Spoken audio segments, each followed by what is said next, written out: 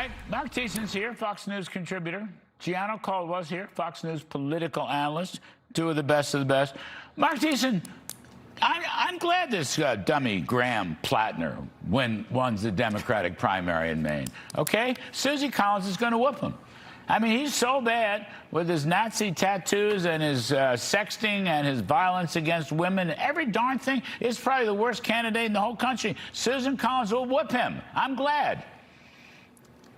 Let's hope so. I mean, it's the best draw she could possibly hope for. The Democrats have been lecturing us for a decade on how Donald Trump is a Nazi, and now they've nominated a guy with a Nazi tattoo. Yeah. So that seems to be in character.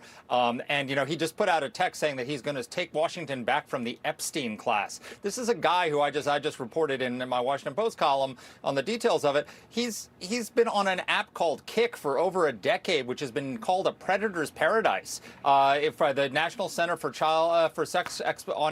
sexual exploitation. This is you go on this app and literally you're flooded with sex messages, and thousands of kids have been victimized on this thing. He's going to take Washington back from the Epstein class. That's his political game. I don't think so. She's about to cast her 10,000th vote. By the way, most of her votes are pro-Trump. She does what she has to do. She's the only senator left in New England, they're Republican anyway. And Gianno, you know what? I'm glad my pal Steve Hilton's still in the game in California. And I know everybody tells me he can't win. Okay, registration, I get all that. But you know, he is a smart guy. He's good on the issues.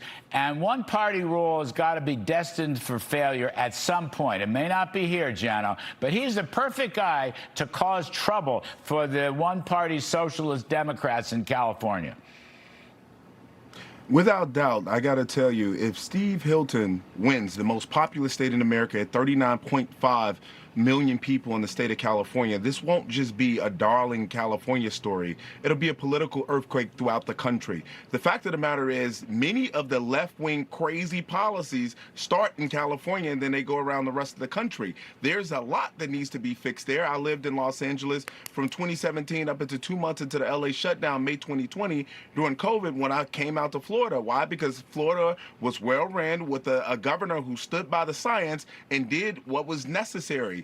So California is in need of a rebirth, and people have left California like me to go to Texas, Florida, and other places, and Steve Hilton is providing an opportunity to say, come back home or stay here, don't leave. We're going to improve your conditions. Affordability is one of the largest considerations in the state of California, and he's saying your first $100,000 won't come with a tax. These are common sense policies that are for the working class, the middle class, and everybody else. And I tell you this, speaking of the registration, we know that there's 10 million plus Democrats registered in the state of California compared to about 5.8 million Republicans, and you got about 5 million plus independents as well. Steve Hilton can win. So for anyone to say that that is impossible, especially considering the fact what we've seen in the state of California with Democrats even including feeling disenfranchised, there is a serious opportunity here, I must tell you. Marc Thiessen, I need you for a quickie here, though. I can't resist. Okay. Donald Trump, about to turn 80 years old. Even the Wall Street Journal wrote a nice editorial about it.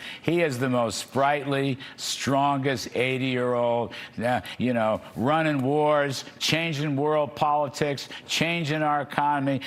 Give me a little 80 is 80, Marc Thiessen. You know what I mean? The guy needs credit at 80.